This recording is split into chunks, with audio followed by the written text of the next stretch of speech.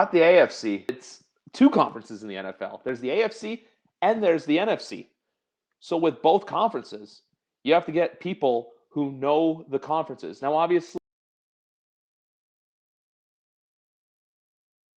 AFC, but I'm the host, so I can do what I want. But anyway, guys, representing the Big Easy and the New Orleans Saints, we have for the fourth time. This is the fourth NFC preview show, but for the fourth time doing this, Matt Beast has been the constant on this show every single year. How are you doing tonight, Matt?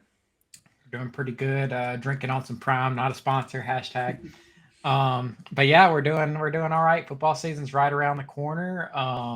Preseason just ended, so we're almost there.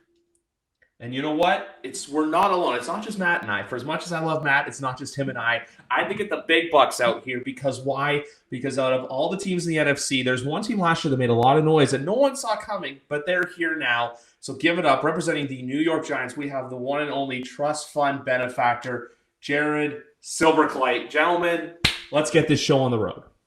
Let's do it.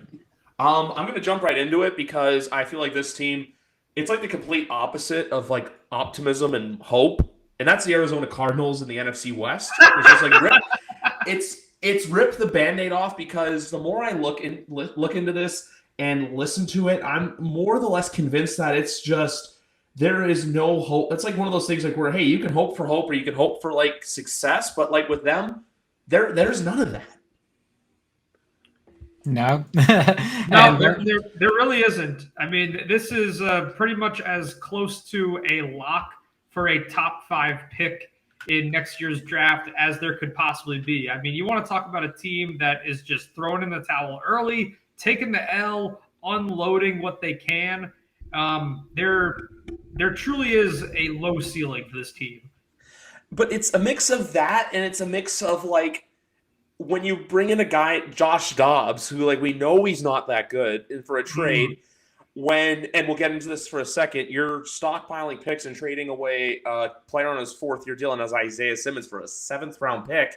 That's right. What a steal. That's the thing, though, where it's just like from New York's perspective, it's a great trade. Don't get me wrong. You gave up nothing to get him. But for Arizona, it's a simple, yeah, we don't want anything to do with you. We know we're going to be bad, so let's just do this. But then my question for the two of you with them this year is, do you even bother playing Kyler? I mean, at this point, it seems like they're not really worried about getting him out there as soon as possible. I mean, he's starting off the year on the pup. And, I mean, hey, I kind of benefacted from it because in a dynasty draft I'm in, he fell all the way to the 8th round somehow. And I said, bet. But, yeah, I mean, if I had to think about it, they might just try to prolong him not playing and be like, hey, you don't have to go out there and play and hurt yourself and da-da-da. And, I mean, at the end of the day, if they end up with that number 1 pick, what are they going to do with Kyler? Are they going to get Caleb Williams? I know Kyler just got his deal, so what's going to happen? I'm sure if they wanted to trade Kyler, there'd be people that want him. But at the end of the day, he's starting off on the pup, and they just traded for the quarterback, as you said, Josh Dobbs, and that looks like either him or the rookie. They're going to end up playing one of the two for a little while, but we'll just see how it shakes out for him with Kyler. I believe he's a Tulane player as well, if I'm not mistaken. I believe so. Yeah. Clayton named that tune. I just look at, but here's the other thing too, I think with Kyler. I know everyone's kind of like a little bit down on him and obviously coming off the ACL, but say if they want to go the Caleb Williams route, if they get the number 1 overall pick, you're going to get a good deal back for Kyler. You're going to get at least, I think, a 1st-round pick back for him because it's either, for as much as this class is good, Kyler's shown that like when he's on his game, he can be a good quarterback. So I feel like, look, he will get there's another quarterback in the NFC too we'll talk about in a minute. But with a guy like Kyler, it's not like it's just going to go for chump change. I feel like he's going to go for what people thought they would fetch for D-Hop all the way back in January when we knew that they were trying to get rid of him. Yeah, Kyler's definitely young enough where there's still, I mean, plenty of longevity to be had with his career. Even though I feel like, the last few years there have been hiccups. There's been moments where he's been what I call borderline, high level where – I mean, we've seen flashes of greatness, and then we've seen games where he looks as bad as a bottom 10. You think back to that playoff game against the Rams, for example. But the guy's still, 26 years old at this point. And it's a double-edged sword in terms of not playing him, right? Because, obviously last year, right, he missed some time, but even when he was healthy, it was, arguably his worst year in the league. Well, not even arguably, but you kind of worry about the stock plummeting a little bit if you're seeking multiple firsts. I do think that he would be able to fetch at least one, unless there's some kind of catastrophic injury this year. So that's the concern in playing him.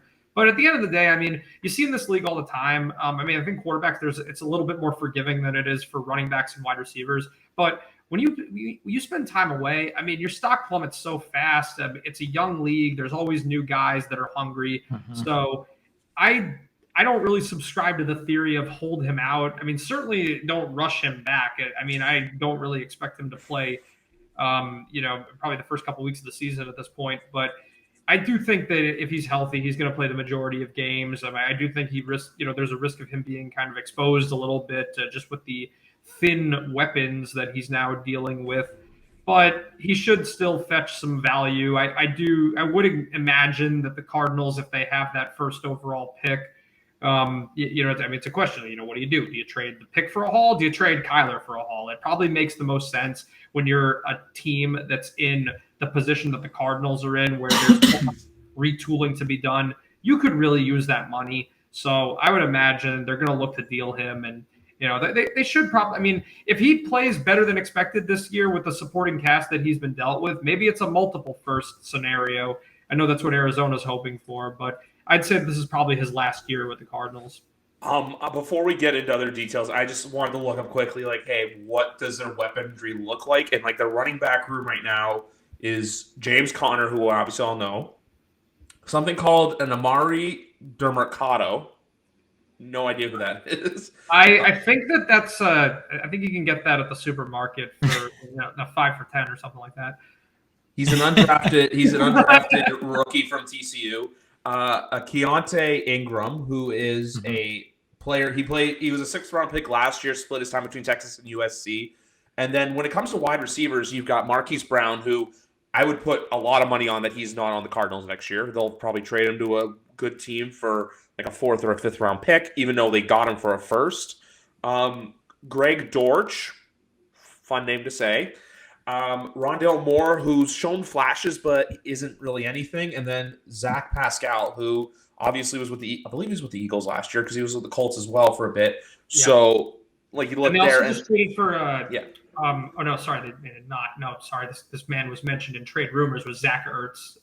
At tight end, they got a decent tandem over there. Ertz is hurt right now, but. Trey McBride, recent high draft pick. So Jeff Swaim as well, and then something called a Blake Whiteheart. So the only thing with Zach Ertz, I'm pretty sure he's coming off maybe an Achilles.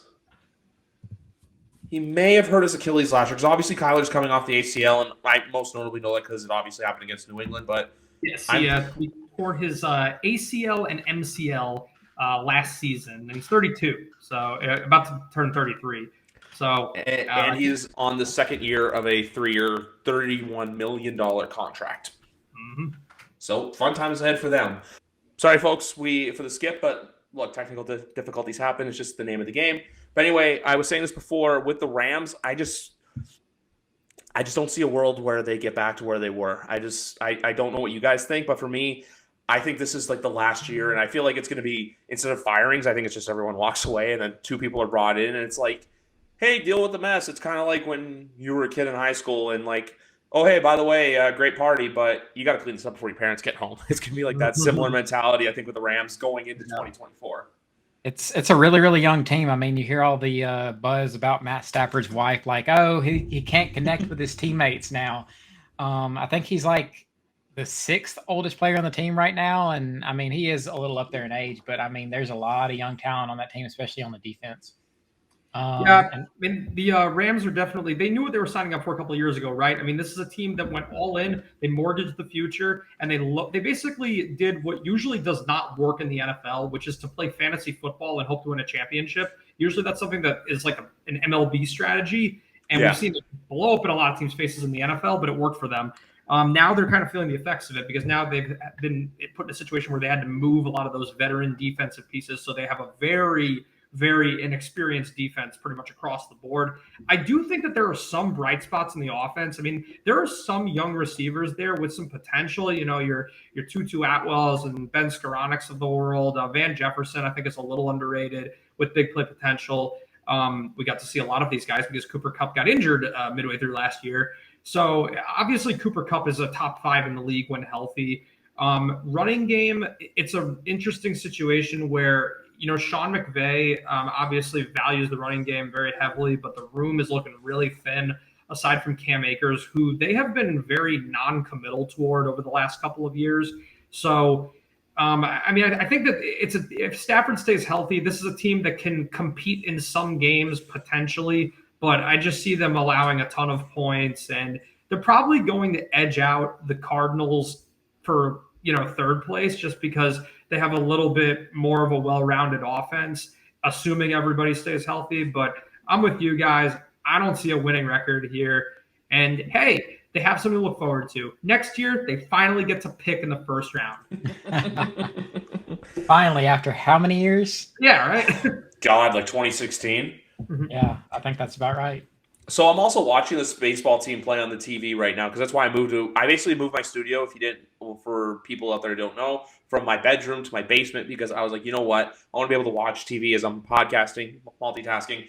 And the Washington Nationals are playing right now against the Jays. And the Rams are essentially what the Nationals are after they won the World Series in 2019, where everyone's just going and it's just you have all these young pieces and you don't know what to do with them. So you're kind of in that middle of the pack for now.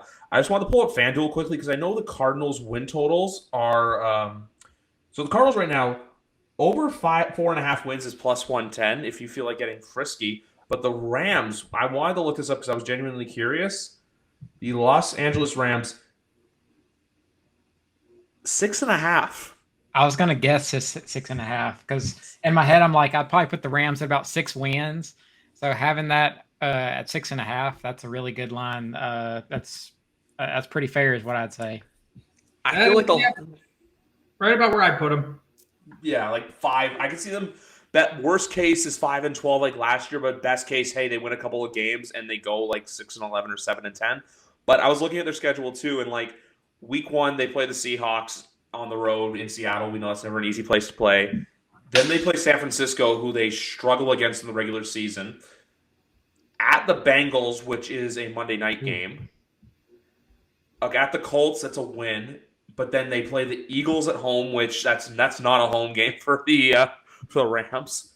Cardinals, Pittsburgh, and then they play a little gauntlet of Dallas, Green Bay, Seattle, and then mixed in there, even at the end too. Their last 3 games of the year, or let's call it basically from their December onward, is Browns, Ravens, Commanders, Saints, Giants, San Francisco.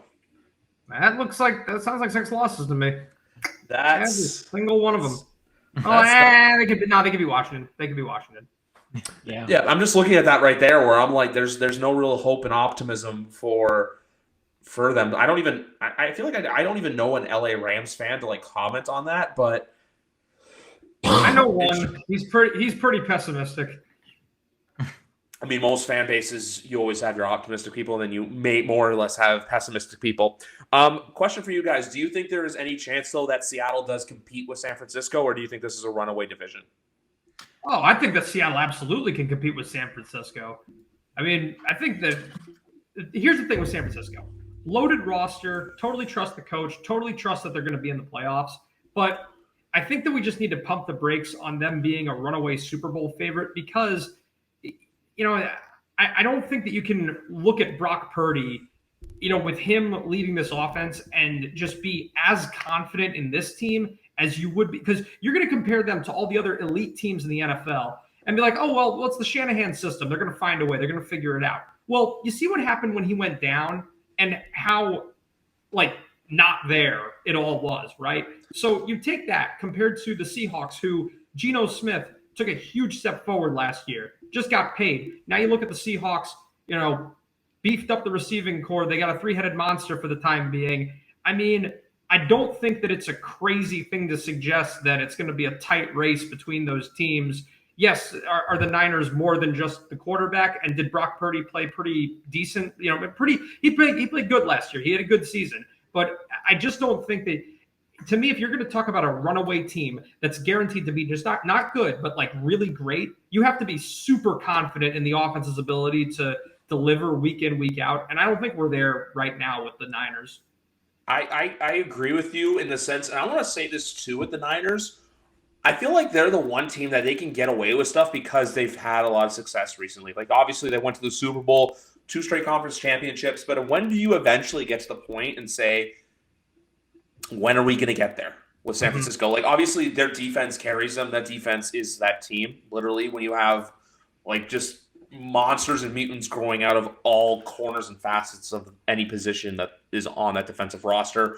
Obviously, DeMeco Ryans is left. I like Steve Wilkes for, like, the hoorah kind of guy to kind of come in and rally the troops. I feel like they're good at doing that on the defensive side of the ball. My biggest question is, what are they going to be on offense? Because look, we're getting Brock Purdy got a small sample size last year, and for as much as we like to say, yeah, they lost to Philly without him, they nearly lost to Dallas too. They didn't just run away with that game. Obviously, they ran away against the Seahawks in the wildcard round, but Dallas had them on the ropes for a while, and it was ultimately Dallas being Dallas what cost Dallas to do it. That's a lot of Dallas for all of you guys. But I want to go back to the guessing board with the two of you because with win totals, where do you think both teams stand right now? With San Francisco, I'd probably put them around 12, 13 wins, possibly. With Seattle, they're going to be really close, I think. They're going to be looking around the 10, 11 win range, I'd probably say. It's going to be kind of a close race, I think, between those two teams. But I do think the 49ers, their roster is just built so well that even if you have someone who you picked in the very last pick of the NFL draft last year, Brock Purdy, he can go in there and have one of the highest QBRs for the small sample size that he did have in the regular season last year. I just want to say something quickly about that because, sorry to cut you off, Matt, but okay. I love how people clown on the Mac Jones 2 for 3, 19-yard thrown game when Jimmy Garoppolo literally threw 6 for 8 in an NFC championship game, and they won the game with Raheem Mostert running 200 yards in the ground. I just had to throw that out there. No, I like where you are because you're actually over on both teams. San Francisco is 10.5 and Seattle's 8.5. I would take the overs for both teams there. Yeah, I would too. Well, with it's. I mean, I would generally agree with Matt. I think that if you ask me, I definitely would order the teams: San Fran, Seattle, LA, Arizona. Right? Yeah. I mean, I'm kind of, I guess, leaning more toward maybe 12-11 with 12 or 11 with the Niners. I'd see Seattle probably topping out around 11. With San Francisco, I think it applies to both these teams. They have to play against the NFC East and the AFC North, which both are, pretty loaded divisions. I think more teams with winning records than losing records for both. So, I mean, that could be challenging. I think that's where you could see the 5 or more losses creeping in for each of those teams. I do envision this race tightening a little bit compared to last year. I think San Fran, I'm gonna put their ceiling at 12 wins. I'm gonna predict that as their max. I can see something like San Francisco as a couple weird losses. Like, remember last year they lost to the Atlanta Falcons. Like, so there will be a couple of those games where San Francisco loses and everyone kind of looks at them and goes like, what's up there? And I love how you mentioned that they're playing the NFC North because their first game of the year is in Pittsburgh. So we'll see how that fares. And I think you guys get them to like week 3 or something like that. So we are on the road week 3. And for the record, I don't like our chances in that game. I think they'll probably beat us, but the rest of the division and that AFC North, that is just that whole division, they play a very physical brand of football. I can't see San Fran running the table on all 4 of those teams, especially the Bengals. Neither can I. But anyway, I want to save both of your guys' divisions for last. Obviously, we'll do South and the one with the East if that's okay with you, Matt. So we'll jump to the North. I can ask all these questions, but my main question for you guys is: do you guys buy into the Detroit hype, or do you think that maybe it's a little too much?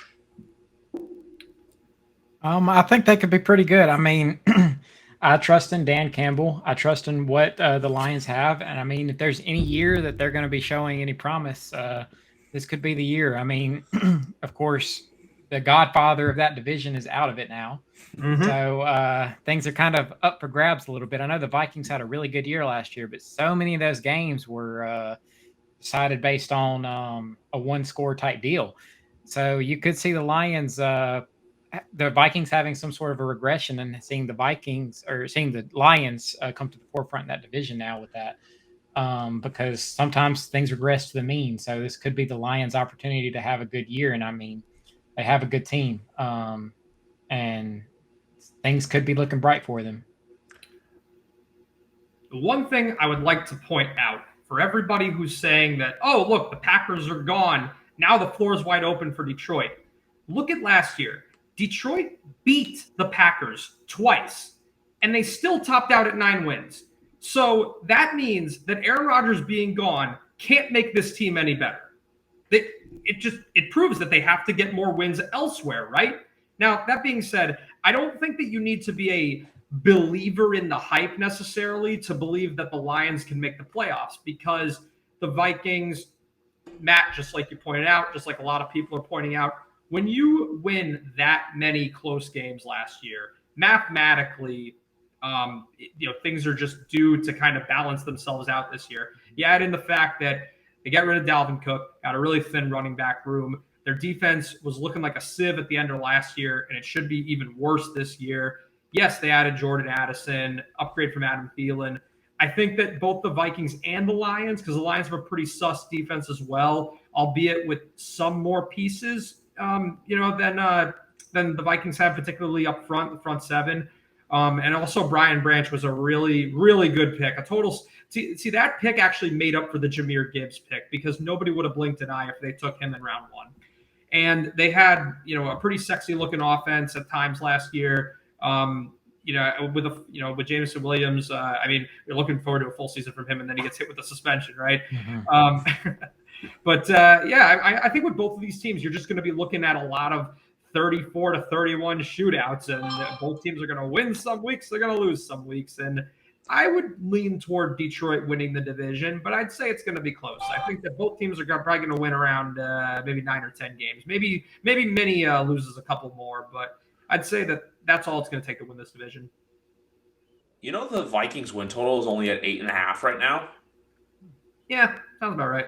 Yeah, I feel like I would take that over, though. I feel like that's a team that they're not going to go from like 13-4 to like 7-10 or 8-9. I feel like they'll probably top out at like 9. I feel like they'll still be like a 9 or 10 win team, but it's just some games that they won last year they may not win this year. Like, for example, that goofy game against the Indianapolis Colts. I always remember that game for one reason. I had the Colts plus 3.5, so they covered it. So you know how much I kicked myself for not taking that Vikings money line at plus 3,000 live? I did the same thing too last year. Right at, I said, if any team is going to blow this, it's going to be the Colts. And it happened. Yep.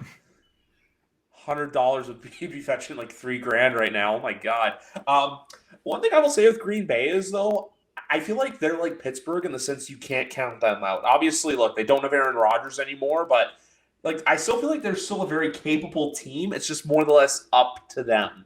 Because, like, for example, like looking at their lines for week 1 when they play the Bears, I believe the Bears are the Bears are a 1.5 point favorite in that game right now, and I honestly would take Green Bay as an underdog in that game, because you always see this every year where some teams kind of win unexpectedly. Like one team I always love the reference for this last year, Jarrett, week 1, Giants at Titans, +5. I always remember that. That was a great bet that I made. Right. So with that, I look at this team, especially with the Bears this year, like that's a segue into them. I don't buy the Justin Fields hype. I'm sorry. I just love how everyone's expecting he's 5-20 overall. I just don't see a world where adding in DJ Moore makes your team go from 3-14 to like making Justin Fields like a top 10 quarterback, like some people are hyping him up to be. I see the Bears like maybe being, if they're decently competitive and win like 6 or 7 games, I think that's considered a winning season for them in the sense of like mentally for next year where, hey, you could take that Detroit leap, but I don't think people should be expecting them to be like hovering around the 500 mark. And I'll say this too. I think that if all goes bad for them, it's a new coach in there next year, 100%. I would say so. Yeah. I mean, the Bears, they spent a ton of money in free agency. I mean, when you talk about adding in Edmonds and Edwards, and then, swinging the trade and getting DJ Moore in there. Obviously, this is a team that they may have made the most noise out of any team in like the first wave of the offseason earlier this year, right? I think that the thing about them is that with Justin Fields is that last year, obviously he kind of lit the world on fire with his running ability, but you really didn't get a feel at all for his downfield passing ability. Like I compare it to the Giants because I got to step in here for a second, Jared, just because I only do this because I just got breaking news. Shout out from the AFC show, Danny, who sent me a thing that there apparently is a source. This is a Reddit source, so don't take it for what it is. Okay. But they're saying it's the same person who broke the Christian McCaffrey trade news, that there is a chance that Nick Bosa is traded to an unnamed AFC team sometime this week, because it appears that the Niners and Bosa are nowhere near a deal. So this is like a DeForest Buckner situation. Just wanted to give some breaking news out there that it looks like Nick Bosa could be on the move potentially. We'll see if this happens, but this is the same person who broke the Christian McCaffrey news in San Francisco. So this is another San Francisco player. So we'll wait and see what happens, because obviously we know what happens. So I feel like me cutting you off wasn't the worst thing in the world. And the tweet too did come from a person. It's a San Francisco account, but it's like a fully Bay Area thing. But like I said too, looks like the 49ers are not close to a Nick Bosa extension. A bad offseason continues to get worse. So we'll see what happens. But wow, who could it be? It looks like a big player could be on the move. That's a big blow for San Fran. I'm really wondering who that AFC team is that just landed him. I mean, AFC, you talk about the gap between the two conferences going into this season, but wow. I mean, if a top contender just landed him, that's crazy. It doesn't seem like it's a done deal, but it looks like that. I think John Lynch is starting to shop him around, because you're going to get picks for him. And if you're a team that's on the cusp of a Super Bowl window, you would go and make that killer move. That's a move that takes you from here to here, because like with Kansas City, we saw what Chris Jones is capable of. We spoke about this in the AFC show, where losing him is going to be a big deal for the Chiefs. So we'll wait and see what happens, but I had to bring in some breaking news that, look, a player like Nick Bosa could be out of San Francisco in just a few days. Maybe he goes down south with his brother in L.A. It's funny you mentioned Kansas City. I was about to just say, watch it be Kansas City, because the Chris Jones situation hasn't played out. Where to God? I was going to say, I mean, man, if it's KC, whew. I mean, as long as it's on an AFC team, that's all I care about. We'd be looking at AFC East, excuse me. Literally, I got a message. So shout out Danny. I saying sent during recording. So basically, broke it on the air. So like, we love that. But anyway, back to the Chicago Bears. Everyone, after that Nick Bosa trade bomb or trade rumor bomb. Yeah, the Bears. We're talking about contenders swapping guys. Having impact on the playoff race, and now we're talking about the Bears, who I do think that they're going to compete. I think that there should be an improvement from last year, but I agree. Too many question marks on Fields. I definitely think that with him, there's definitely a lot of comparisons you can make to Daniel Jones, where it's like, the running ability is there, but the elite downfield passing ability we haven't fully seen come to fruition. The difference being with Jones is that toward the end of the season in particular, the playbook was expanded. And with my argument for Jones to people is always that he's able to... Luke Getsy's not Mike Kafka. Right, yeah.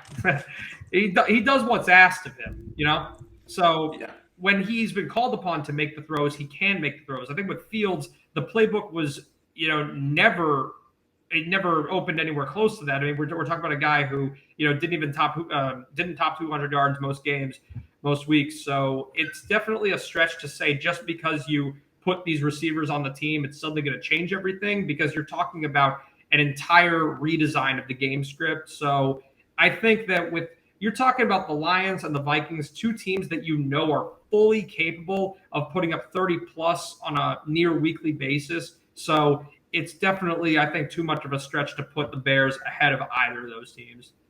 Yeah, the big thing. They also go on, Matt. The big thing with the Bears is, you look at Justin Fields, he's going to be under some hot seats this season. 5-20 as a starter. That's not good.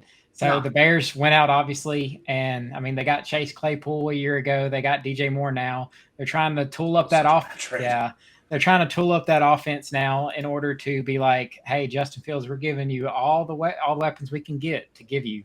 So that way you can't say, oh, I mean, y'all didn't help me out. That's kind of what it is. They're trying to see if Justin Fields is the guy. And this season will be the tell of that. And if he doesn't show some improvement in the winning categories and also actually putting up some numbers, we might see the Bears go into a different direction soon.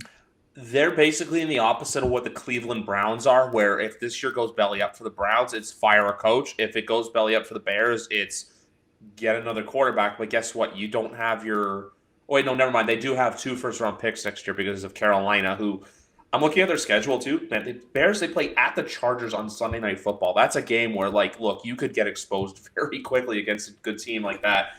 But ultimately with Chicago – if they can show promise and steal some football games like they did last year, beating New England, because that's the thing too. There are 3 wins last year. 1 was New England and 1 was San Francisco. The other, I think, was Houston. So if they can beat some like good teams, like obviously not Kansas City, but like if they can split with Minnesota, beat Detroit, for example, we can see what happens. But for the most part, you got to go out there and make do with what you got. You can't just sit and squander an opportunity if you're the Chicago Bears.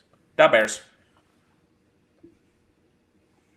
I just want to quickly thank the league for putting the Broncos-Bears game on October 1st at 1 p.m. because both you guys know that last year, this game, we would have been forced to watch this in prime time because every Broncos game was in prime time last year because people did not know what they were getting with Russell Wilson on that team. And thankfully that dud is going to be in the 1 p.m. slot and fly well under the radar where it belongs.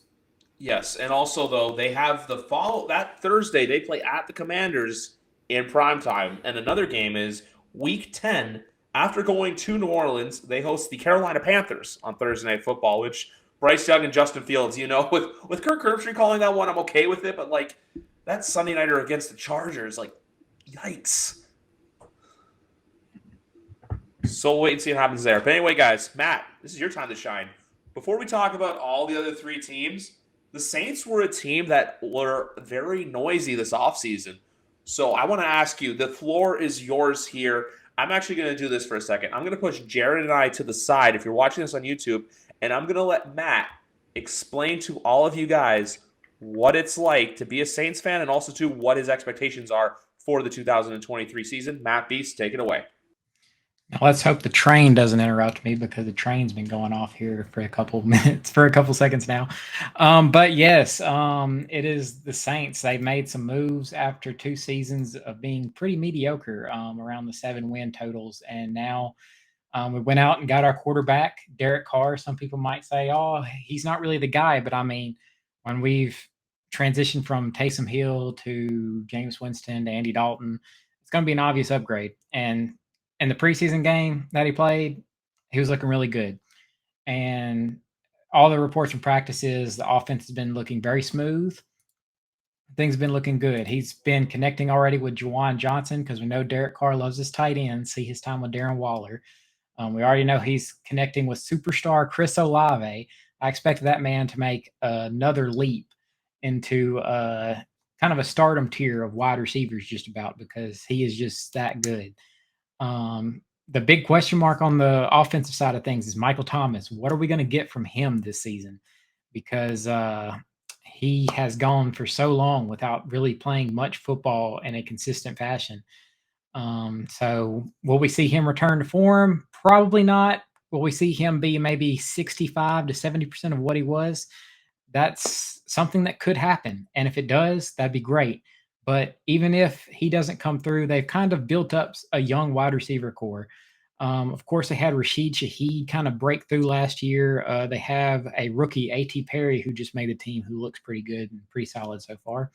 So there's definitely some options there on offense. The main question mark is some of the things on the offensive line. That's been kind of shaky the past couple of years. Of course, Andres Pete, there's questions if he was even going to make the team kind of because he was one of the starters playing in the preseason game yesterday or last night or 2 nights ago. I lose track of days, but So there's question marks on some of the offensive line spots. Definitely with the left tackle spot. We don't know if the second year Trevor Penning is going to break through this year. We'll have to wait and see on that.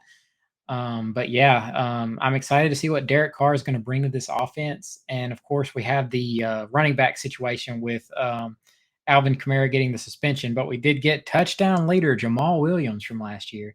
Gotta love Jamal Williams, another guy who just loves anime unapologetically. He's so brash about it. I love it.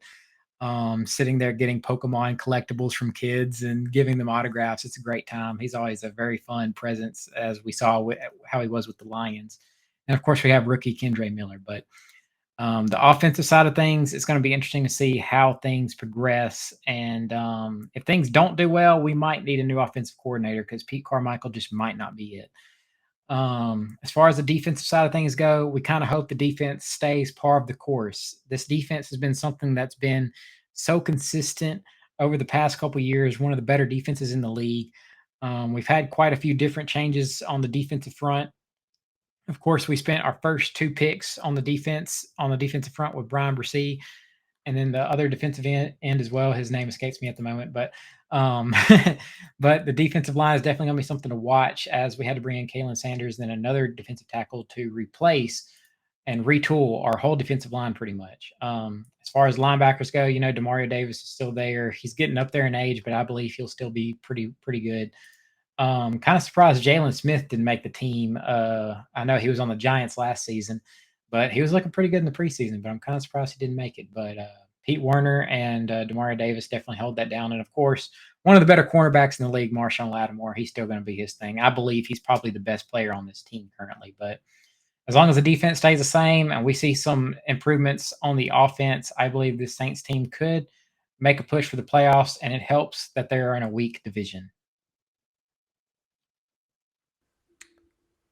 And that's pretty much most of the Saints take. You did really good. You did good. This is something I should have done for the AFC show. So the guys in the AFC show, I'm sorry, but I figure, you know what? Let's give this a soliloquy for Matt. Let him talk about his team. It's an idea I'm going to do next year. Let everyone speak on their team. I will say this one thing about the Saints, and you brought up that I love. I can't wait to see Trevor Penning play, because I remember last year he had that interview where he basically came out and said his favorite part of football is legally assaulting the dude in front of you. And I'm like, everyone's like, this guy's a fucking weirdo. He's crazy. And I'm like, he's a football player. That's what he is. One thing I'll say too is I still feel like Demario Davis is one of the most underrated linebackers in the NFL, both on and off field.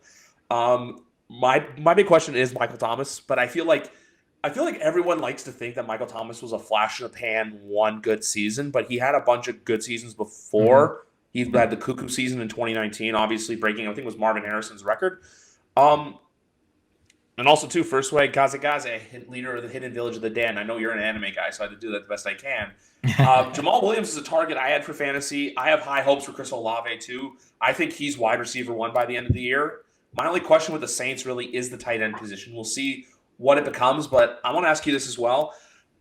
Do you think Dennis Allen's on the hot seat this year, or do you think it could be – I think it's still Pete Carmichael calling the offensive plays. Yeah. Pete Carmichael's calling the offense. If the offense falters, I believe Pete Carmichael will definitely be on the hot seat. As far as Dennis Allen's job, I believe he's somewhat safe. I'm not going to say, like, if the Saints go out and win 4 to 5 games, anywhere around that territory, then he's definitely either going to have a very stern talking to or be on a very, very hot seat. But I don't think he gets fired this season unless things just go catastrophic, barring injury, of course. But if things just go catastrophic for some reason and they just are really, really bad, then you could see Dennis Allen gone this season. But I think if he wins around the 6-7 wins, he might get another chance next season. But then that next season, you're looking at a much hotter seat. But I think this organization is going to give him the time to try to make his impression, because they definitely think very highly of him being a coach for the Saints for such a long period of time. So I think he has a little bit of a window there. And as you said with the tight end, another thing I forgot to mention is Jimmy Graham being back on the team after being gone from the Saints. And I know some people might think, oh, maybe that might not be too much, because, I mean, the guy's 36 years old now. But, I mean, I'm not going to lie to you, some of the games he's making in the preseason game yesterday, granted it is preseason, kind of looked a little bit like old Jimmy Graham. But we're not going to get old Jimmy Graham, I know that. But if we get maybe I could see him putting up 4 to 5 touchdowns this year, if not maybe 6, maybe a little bit more. But I see him being somewhat of a factor. But definitely, Juwan Johnson is definitely going to be one to look out for, I believe. The only other thing I was going to say with the Saints, and I love this right now, is on like obviously we're looking at win totals. 9.5 is at plus 114. I feel like that's a very tempting number to take, just because with the Saints, I'm going to say this right now. I feel like out of all the teams in the NFC, they're a dark horse that if, and also too, I'll say this as well. Like they're a dark horse. I don't know Super Bowl dark horse, but like a dark horse to be like in that conversation of like, hey, they can make noise. But if it weren't for the Damar Hamlin situation, I feel like if Derek Carr goes out there and gets him a division title and the playoffs, he would be next in line to win comeback player of the year. Obviously, Hamlin is going to be like Alex Smith in 2020. The second he steps on a football field, boom, he's got the award locked up. Like, just throw away the key. I want to spend more time too on the Saints just because with the rest of the teams, like, I still don't know what to expect. I remember the three of us. Jared, do you remember when we did this 2 years ago? There was a team you and I both said that we thought would be a dark horse, but then we ate shit for that. This was the Carolina Panthers. Carolina Panther. Yeah. And they started 3-0. Then then we learned, hey, they've lost to the Jets, which the Jets still weren't good. They lost to the Saints, but then and the that's sort Saints. of the free fall. That's right. Yeah. That was the Saints, but I believe, Matt, there was a lot of COVID in the Saints locker room that game. Yes, mm-hmm. I remember that. I remember that specific game because for some reason the town I was in went on some kind of a weird lockdown where like nothing was working TV or internet wise, so I was not able to watch the game. But I was listening to it in the car, and it's very infuriating. But there was like a lot of COVID situation in that game. But yes, that Panthers season, it was very tainted because those first 3 wins were pretty iffy, and we saw the results of that. And then I remember they beat Houston, then they lost to Dallas, and that Dallas loss, I was like, you know what? We'll give them their credit. They hung with Dallas, but then they went 2-12 down the stretch, and we were just like, oof, my own. But so with because that's the thing too, like this year, like with the NFC South, I'm not ready to like honestly, I think Tampa. I'm saying this right now. Chris Godwin's not a Buccaneer after 2023, maybe even sooner. I feel like he's the player that would get traded. Yeah. Atlanta. I get the Bijan hype, but I don't like putting all that emphasis on a rookie that's not a QB. You know, just where it's like you expect him to come out and like, I'm not saying he's going to be like good, but I just don't see a world where he's like, already a top 3 running back in the league. I can see him being in the top 10 by the end of the season. I just can't see him being like, what like Nick Chubb or even people already saying, oh yeah, he's got offensive rookie of the year locked up. I feel like, yeah, he's going to get the ball a lot, but I just feel like it's not fair to put all these crazy expectations on a rookie. Like, remember we did this to Kyle Pitts and everyone's saying, oh, Kyle Pitts is a bust. Kyle Pitts is this. And I'm just like, guys, you got to give these players time to work and get into the NFL. It's going from, obviously Texas is a good program, but the NFL is a man's game. And you're playing and not against kids anymore. You're playing against grown-ass men with families. So it's going to be interesting to see what Atlanta is like this year.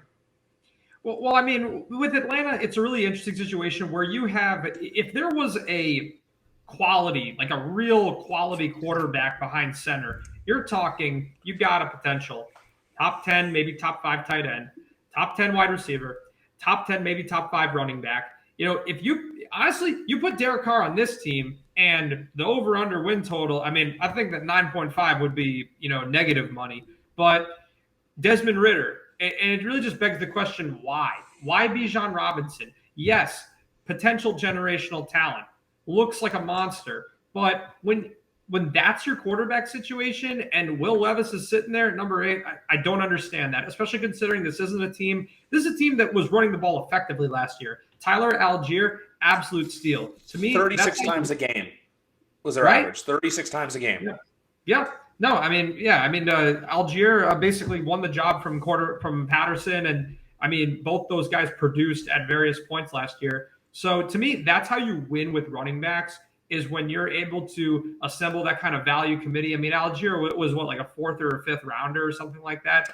And to me, I mean, I get the attraction of Bijan, but I didn't agree with the pick based on all the other needs of this team. So I think this is just going to be a team that, every now and then there's going to be some flashy highlights, but I see the Saints as being the more complete team in terms of a threat to win the division. That being said, Atlanta, there is upside, so I'm going to pencil them at number 2. I can figure them for maybe around 8 wins. I could see it. They won 7 last year. I think the Saints around 10 is a good number. I definitely, Matt, I'm right with you. I think Olave is going to be an absolute monster this year.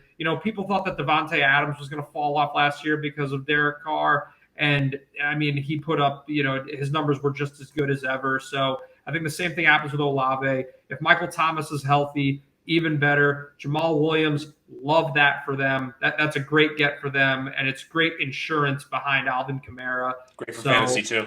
Yep. Oh, yeah, great for fantasy, and great for get those 2 touchdown props in because he was a beast for those last year. So, yeah, I think the Saints are definitely the most complete team in this division. It just it feels like it's going to be a solid all around season for them. They might win this division by 2 or 3 games. So right now, when I'm looking at the win totals, so Carolina right now is sitting at 7.5, where I would probably lean under for that one. Honestly, I feel like 7 and 10 is kind of their ceiling. But Atlanta's right at 8.5. That's their win total right now. I also think this is a big year. Also, the Atlanta pick, as soon as you were saying like all their needs, because that's what you have to do in the first round. You have to draft for a position you need, not for want. And this is a position you wanted to draft. It's kind of like when Najee Harris went through 2 years ago, and now the Pittsburgh Steelers are already looking sick and tired of him. I'm not saying it's going to be the same thing, but like you don't know. We can't control these things in the NFL. They also did add Jonnu Smith in the offseason, but that was just a salary dump from New England. They did lock up, I believe, Chris Lindstrom this offseason as well, or Caleb McGarry, one of the two. But they still have a pretty good offensive line. With Atlanta, though, it's just that seat is boiling for Arthur Smith right now. I feel like they have to make some noise or he's gone completely. But with Carolina, though, like I do agree with you as well, but going back to the Atlanta part where there's going to be some games where they have some pretty good moments. But with Carolina, you got to show it to me. Like I feel like Bryce Young, I don't know what the Carolina offensive line is like. I know they have Ike Ekwonu, who they drafted in between that giant sandwich of KT and Evan Neal, which Jared, we're going to talk about them soon. But with the Carolina Panthers, I'm waiting for a game. Like, remember Zach Wilson, how he was always running around carelessly in his rookie season, and then eventually he got hurt? Yeah. I have that same worry and fear for Bryce Young, where, like, if you don't be careful or if the offensive line doesn't do a good job protecting him, it's the same thing. You're a very small human playing a man's game. There's going to be some moments where he escapes it, but he's going to have to take those welcome to the NFL hits, and that's something I don't wish upon my worst enemy. Exactly. And I mean, with the Panthers, the main worry, if I had a worry for them, I mean, if they're struggling, great for me. But the worry from an outsider's perspective or for a Panthers fan's perspective would be worrying about who's going to be that playmaker on offense. I know they brought in Adam Thielen, and I mean, he could be kind of just like one of your solid baseline guys who's always there to get a catch for you. But I mean, outside of him on offense, I mean, Terrace Marshall, question mark, DJ Chark, kind of a question mark. Yeah. I mean, in the running game, you have Miles Sanders, and I mean, that's okay. Isn't but Chark out for the season? Chark is he's questionable for week 1. Yeah. We got they said he's leading to play, but yeah, Matt, I totally agree. I mean, you look at this wide receiver room; it's a lot of twos. There's a lot of 2s and 3s I'm seeing here. Thielen, Chark, Terrace Marshall. Jonathan, one of my buddies really likes Jonathan Mingo, but again, rookie, you got to see how it goes. You compare that to a bona fide number 1 like DJ Moore last year. I mean, you can't say right now that they're going to replace that production. Hayden Hurst is, a solid tight end. Miles Sanders is good, but this just feels like it's going to be the same Panthers team from last year. They're really going to struggle to move the ball in terms of the passing game. It's going to be just flashes. Rookie quarterbacks don't come in and dominate. People need to just let go of the narrative, like especially when they're coming into this kind of a situation on a team that's not loaded. There's going to be growing pains. It's just going to happen.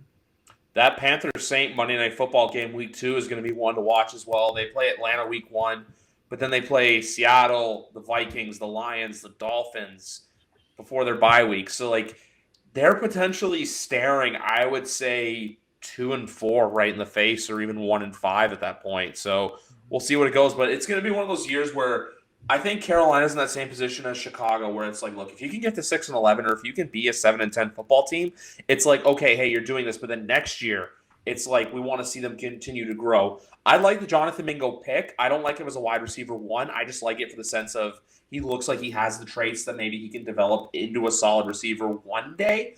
As for Terrace Marshall, I think he needs. I think after this year, I think he's a change of scenery candidate kind of player.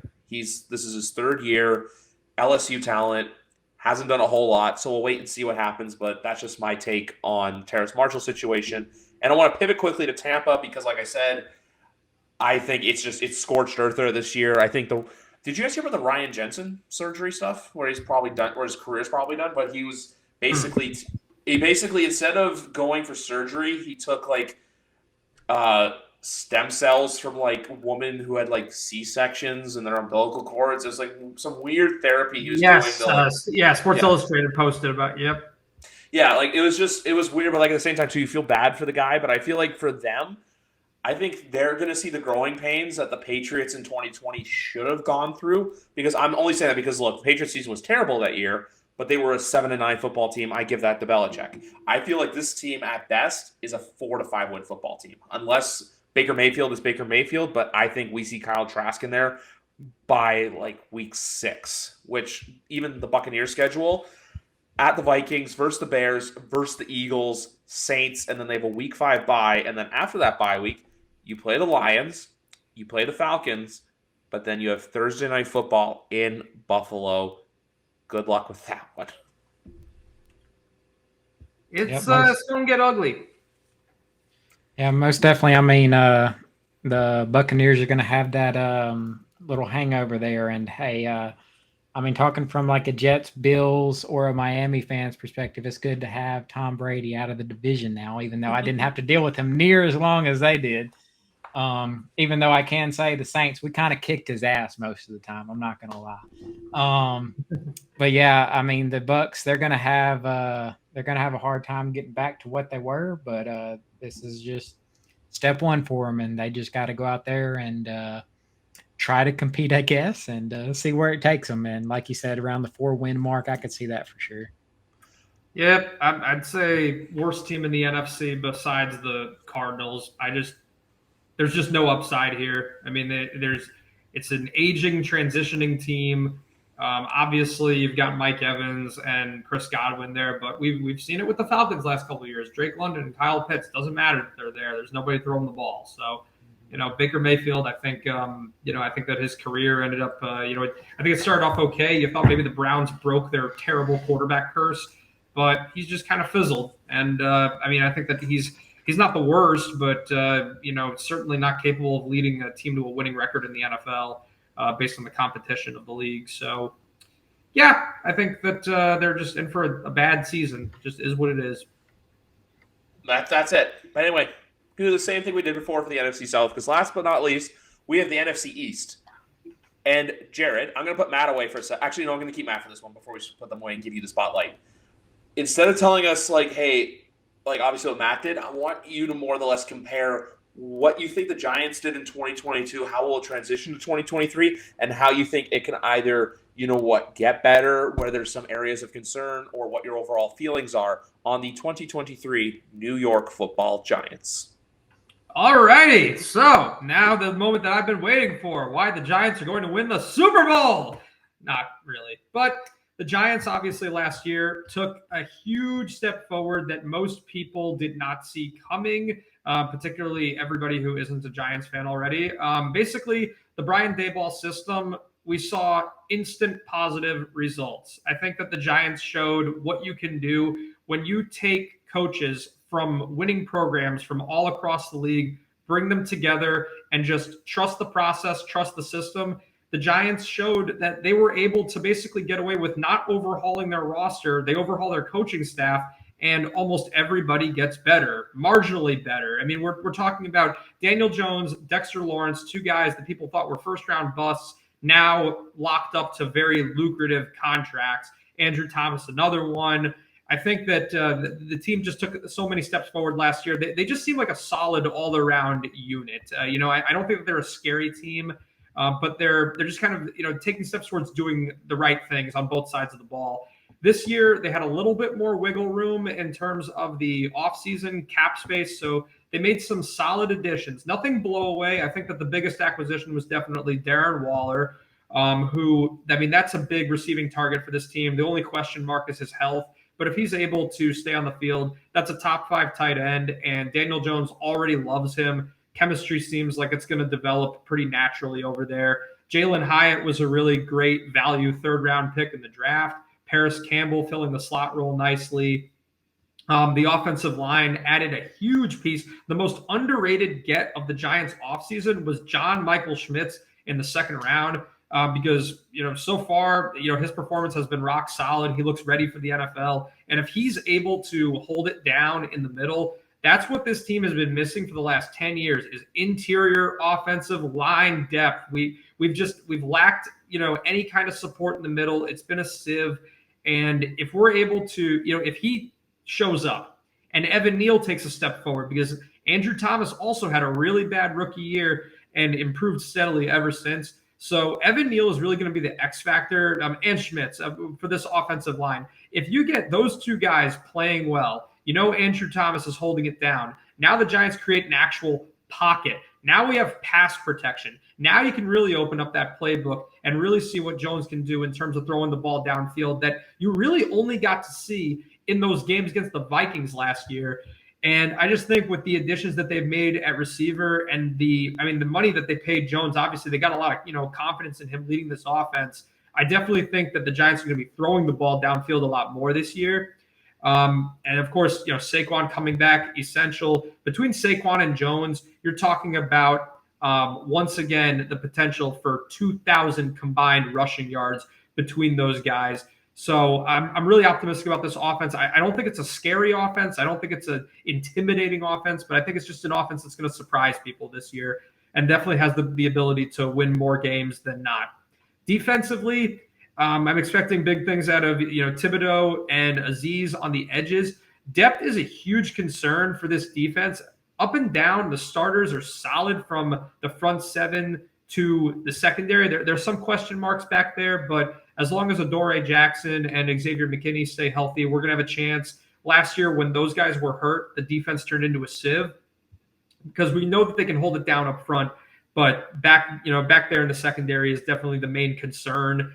Adding Deonte Banks in the 1st round made a ton of sense for that reason. So if him and Adoree are able to form a nice 1-2 punch at corner, that's going to round out the defense. Who's behind them is definitely biggest area of concern on the whole team, really, is just if anybody gets hurt on defense, this team could be in some trouble.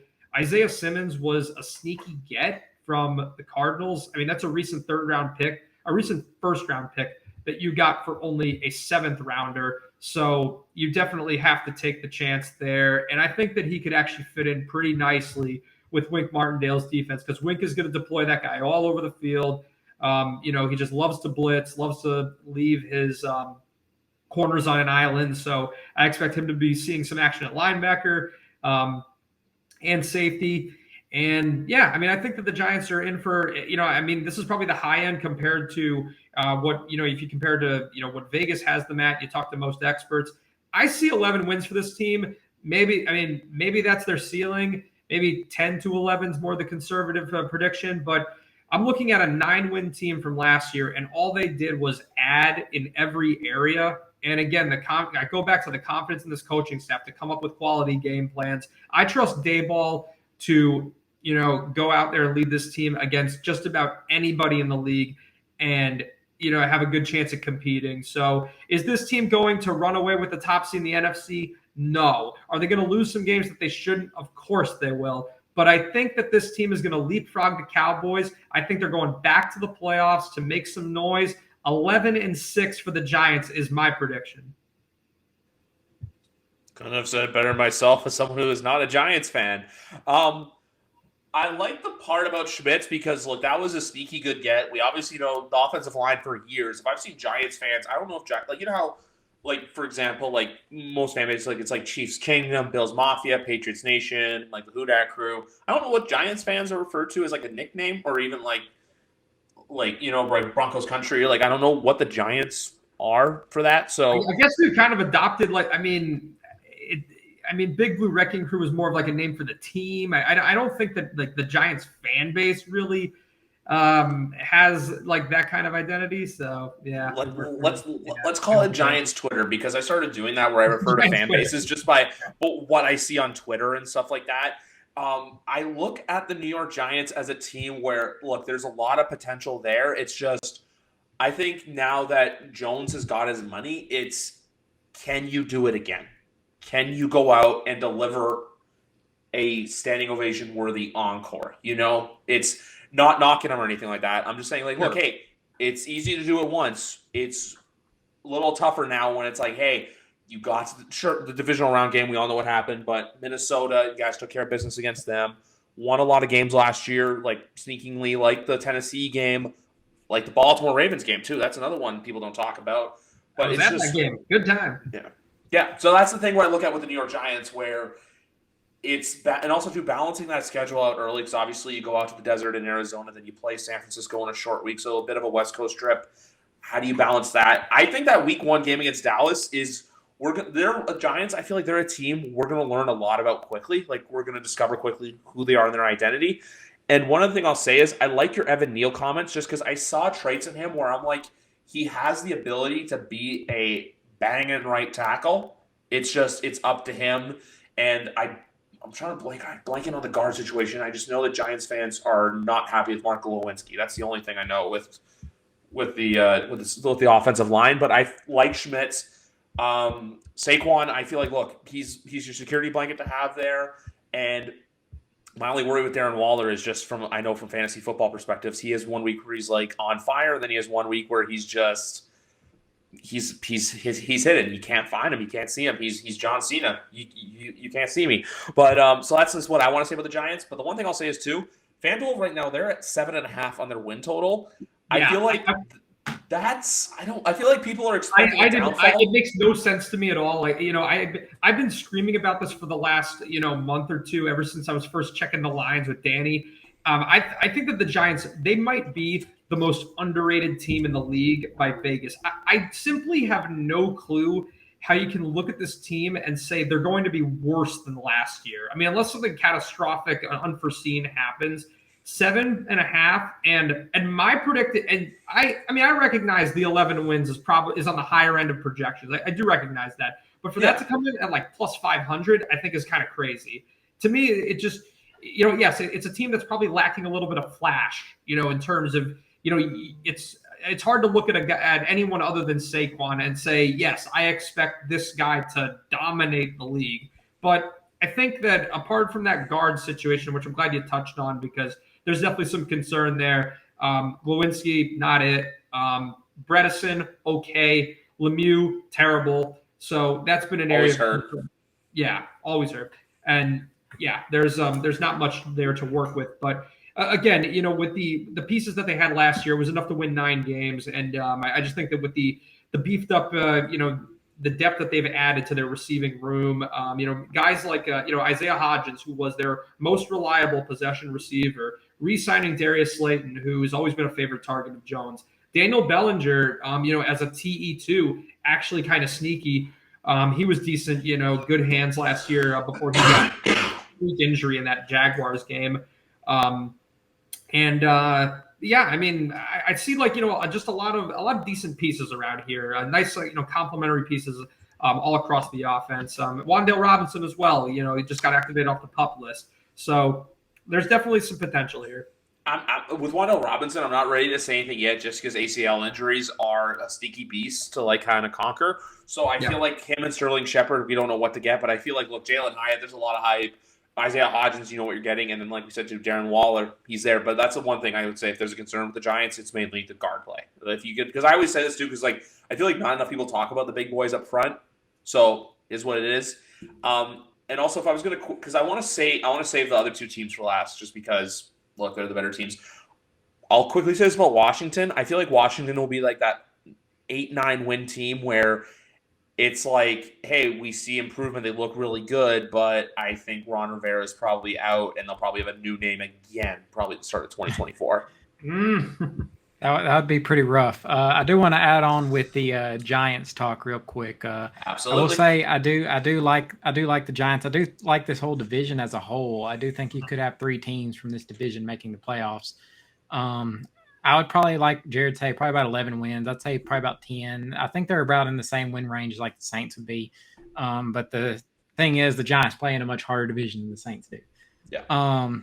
With the Giants, I will also add that I have officially bought stock into Daniel Jones technically because I traded away my Josh Allen in Dynasty and got Daniel Jones. Granted, I got A.J. Brown and Travis Kelce and Saquon Barkley along with that. But I do buy into the Daniel Jones hype. I do think he could be pretty good. And granted, you do see all the stats and all the things like here's Daniel Jones without Saquon Barkley. Here's Daniel Jones with Saquon Barkley. Mhm. Granted, they do bring back Saquon Barkley this year. We'll see how it goes next year. We know the running back drama has been crazy this offseason, but I mean, Saquon's going to be back, so I think the Giants' offense should still be looking as it was last season.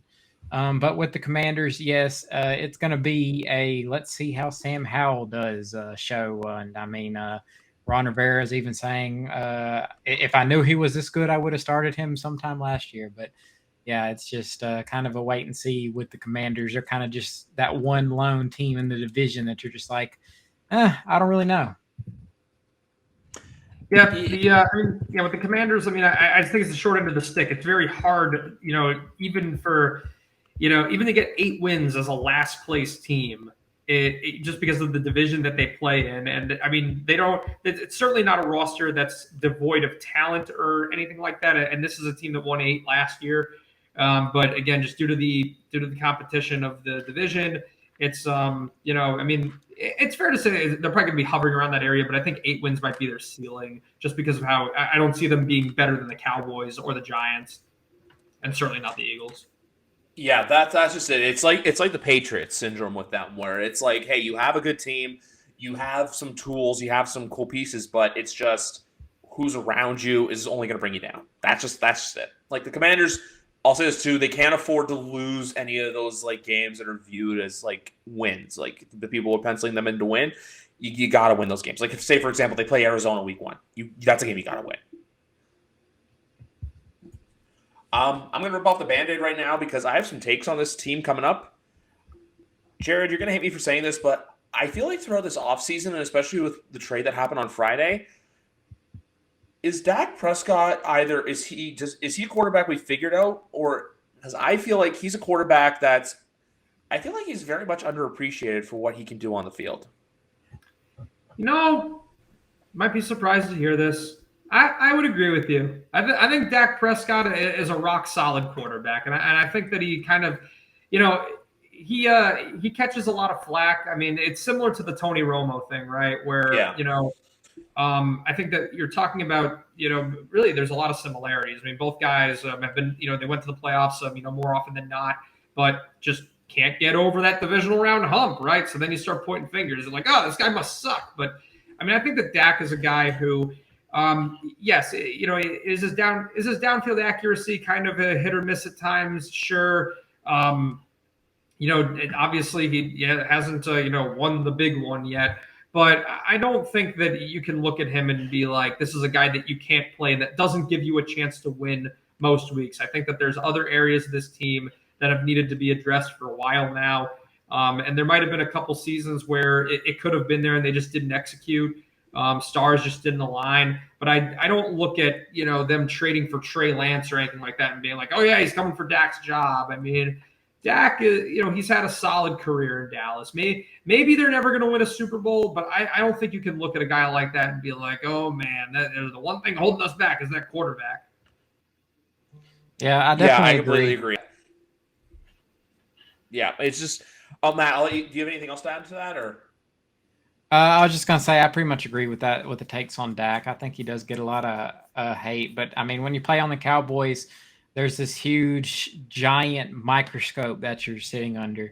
And, I mean, it can be that way with both the Cowboys and the Giants. They're both two teams that, I mean, it's some of the things that come with being a New York team. And, of course, some of the things with being on the Dallas Cowboys.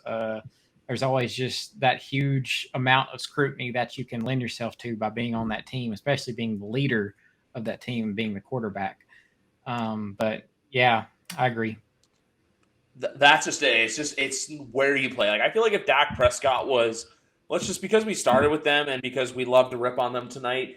If Dak Prescott was the quarterback for say the Arizona Cardinals, I don't think it's viewed as heavily, and he's put in the right conversation. But also too, the thing that people were saying, and Mike Florio said this yesterday with Jerry Jones, is Jerry's never had his guy since Troy Aikman left. It's always been like, look, Tony Romo, undrafted free agent. Remember 2014, he wanted Johnny Manziel so bad. Ended up getting Zach Martin, which, look, that's a win. Zach Martin's going to Canton one day. Yeah. And then 2016, they wanted Paxton Lynch. Well, guess what? Paxton Lynch is out of the NFL now, and you ended up with Dak Prescott. So we'll see what happens, but I don't think Trey Lance is a threatening option for them. I'll also say this, too. I know there's a whole talk about him wanting to get paid more and all this other stuff, but, like, you got a wide receiver that's going to want a lot of money soon. You've got a defensive edge who's probably going to say, hey, I want $30 million a year starting in a couple of years. So Dallas, and they also have skill positions at like every single level. It's just tight end is my big concern with them because Dalton Schultz is gone. That was a security blanket last year, even though Dalton Schultz had for as much as people want to clown on that Zeke being center play, Dalton Schultz not getting his feet in bounds was probably more killer and more detrimental to them losing in the playoffs last year than that stupid play at the end of the game. That was just a desperation, fuck around and find out style of football play. Yeah. Yeah, and let's just be clear here on, with the Cowboys, Zeke, although, everybody's, talking about his, decline and everything like that, and you see where he is now, he's kind of gone from elite running back to now, not even a starter on the Patriots depth chart and everything like that. Him and Tony Pollard, they complemented each other pretty nicely last year. There was still production to be had out of Zeke, and I definitely question whether Pollard is up for an increased workload without him in the picture. So I definitely think Zeke leaves a void in this team. I think, Dalton Schultz leaves a void in this team. I think that the Cowboys are still going to be they're going to be pretty good this year. I think that they can still, it's going to be them and the Giants neck and neck for, wild card positioning. I could see them both getting in for sure. I think the Cowboys' floor is 9 wins. I think that they're still probably going to win maybe 9 or 10 games. I think that's a step backwards from last year, but this is still a team that's going to compete. There's still weapons there. I do think that, there's some voids left by the guys that I just mentioned, but, obviously losing some veteran pieces as well as the team ages. But there's still more good than bad here for sure. They also, I'm looking at their schedule. They have their bye week 7. Their first 6 weeks also, they've got some heavy lifting. They've got one pretty much gimme game. They've got the Giants on Sunday Night Football week 1. They play the Jets in that 4:25 slot. They go to Arizona. They host New England. They play San Francisco on Sunday Night Football. They go to the Chargers for Monday Night Football, which that's a home game, let's be real. So they do not play a 1 o'clock football game until week 8. They're either playing at 4 o'clock or they're playing at 8 o'clock. So they're under the microscope. So if things go south there, it gets ugly. And then after that, they play the Eagles, the Giants, but then they get a little bit of a lull with They get the Panthers and they get the Commanders, which is the Thanksgiving game, Seahawks. But then to finish their season, this is a fun little gauntlet they have in December. They play the Eagles, the Bills, the Dolphins, and the Lions. That December, there are a lot of teams with our Decembers where that's why I'm saying that stretch in September and October before their bye, they got to go into their bye week, I think, at least 4-2 or 3-3 worst case scenario to still be in that conversation of for sure you're going to be making the playoffs. Because come December, you got to have those early wins in case you'll lose a couple of games there. Because let's be honest, I don't see a world where they go into Buffalo and beat the Bills. And I don't see a world, and I can see a world where, you know what, hey, the Lions come into Dallas to upset them because that's probably going to be a game that means a lot for both teams, whether it's for divisional or for wild card rankings. Yep, that's true. And I mean, of course, as always, the big thing is just seeing how the Cowboys do this year and seeing if they can play up to expectations and continue to build on the strong year. But like Jared was saying, I could see it being a slight downtick based on those key losses. But not a very strong downtick. Like I could see 3 teams out of this division making the playoffs. But I would have the Cowboys kind of around that same area. But I think they're going to finish 3rd in the division, but right behind the Giants, maybe like a game behind the Giants. I see it being like one team will be like not. It's like 9 to 11 wins. I think is the area for both teams. What seems the most realistic. Anyway, to end it off, we got the Philadelphia Eagles. Do we think that I know they have all this hype, but do we think that I can see them losing a couple games early on to where people are like, "Hey, what's going on? What are you doing?" And I only say that too because I know they play the Patriots week 1.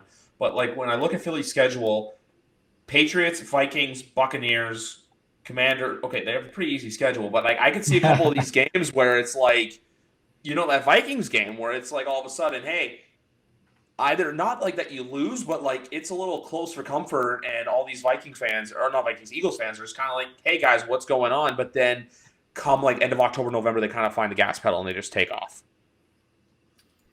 Yeah, they're Yeah, I going to mean, need to personally, roll. I wasn't really impressed by the Eagles, that much last year. I think that this year they're probably headed for regression. Maybe around like 6 wins, maybe 7. No, I'm kidding.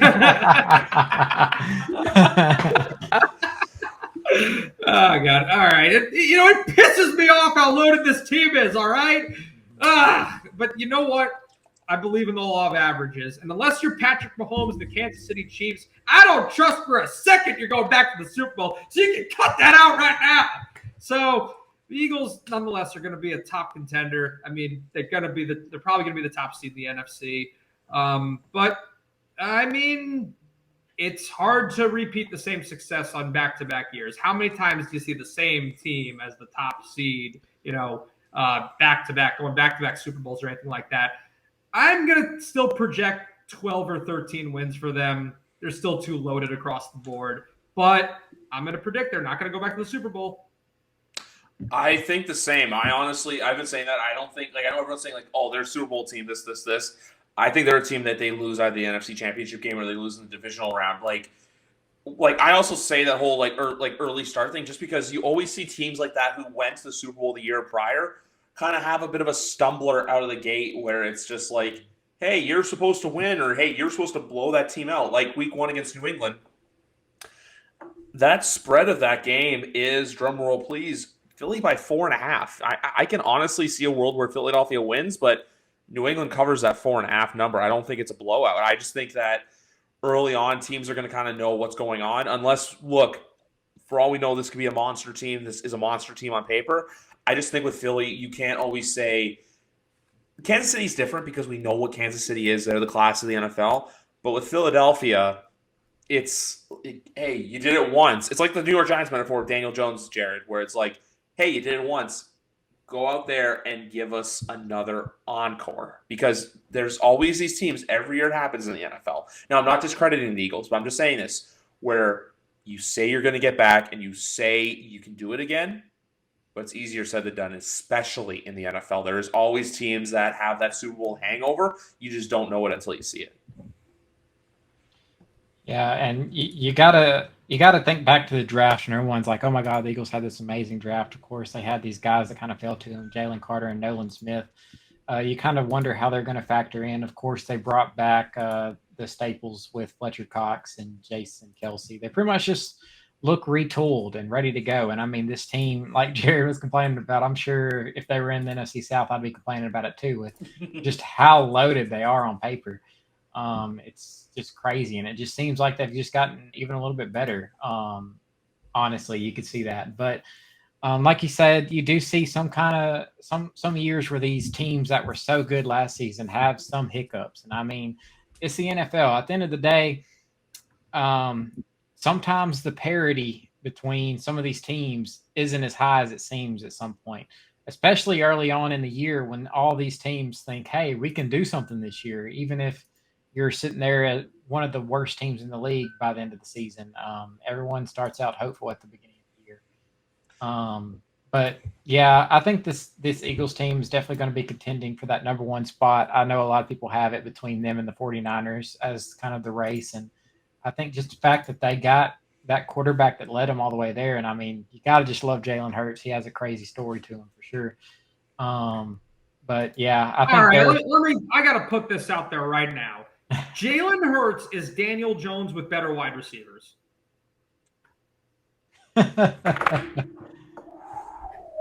Prove me wrong. It's a take right there. I definitely wouldn't be the one to prove you wrong on that because I would not have the stats on that. We'd have to call in another person on that to prove you wrong on that.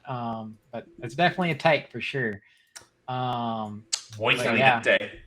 I've seen the tape on both, and this year, if our offensive line shapes up, yeah, that's another thing. He's got a stone wall in front of him. Like, I mean, how can you fail? He's good. Don't get me. He's good, but he's possibly put in the best possible situation to succeed out of any quarterback in the league. It's a very valid opinion that, like, look, you put Patrick Mahomes in front of that offensive line, it's goofy cuckoo. It's like it's not even a fairness thing at that point. I really like that take. Like, He's thrown like 100 touchdowns. Yeah, you exactly. have Lane Johnson, you have Landon Dickerson, you have Jordan Mailata, you have Jason Kelsey, and there's someone else I'm blanking. There's someone else I'm blanking on. But like, and then even still on the other side of the ball, it's just like, hey, we're going to rebuild the Georgia defense plus Hassan Reddick, plus Darius Slay, plus James Bradbury. I think James Bradbury's still there now. So we'll see what happens. It's just I'm not here to say they're going to be bad. I'm just saying that I feel like there's going to be some challenges for them when it comes to playing teams that are lesser than them. That, look, those are the games that you got to go out there and just whoop ass. I can see a time frame where it's like, hey, or the universe, where it's you're not exactly whooping ass. You're winning games, but you're winning closer than you should be, which then we all know what Philly radio and Philly sports fans are like, where it's at the point of, hey, why aren't we doing what we're supposed to be doing? But then, like I said, then there's a game where it's like, hey, Dallas, Sunday Night Football. I'm just saying that because, look, I feel like every team in the NFC East plays Dallas on Sunday Night Football, where then they go out there and they win like 45-10. Like, that's just the world I see with the Philadelphia Eagles, where I can see a start where it's like, hey, you played the Patriots close, you played the Vikings close, but then you go out and you cook the Buccaneers for dinner.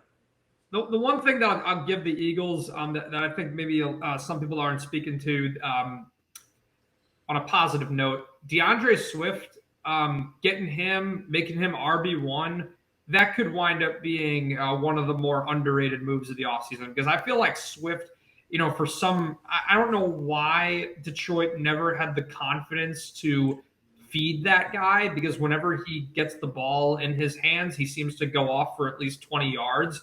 So, if he's able to ball out and, shove that in Detroit's face, for him, I mean, I think that would be pretty cool. I think that he's a really underrated running back in this league.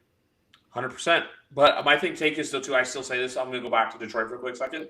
Their running back room this year is worse than it was last year. I know Jahmyr Gibbs looks like a great talent, but give me Jamal Williams and DeAndre Swift over David Montgomery and Jahmyr Gibbs any day of the week. That's just something I'm going to say. Yep.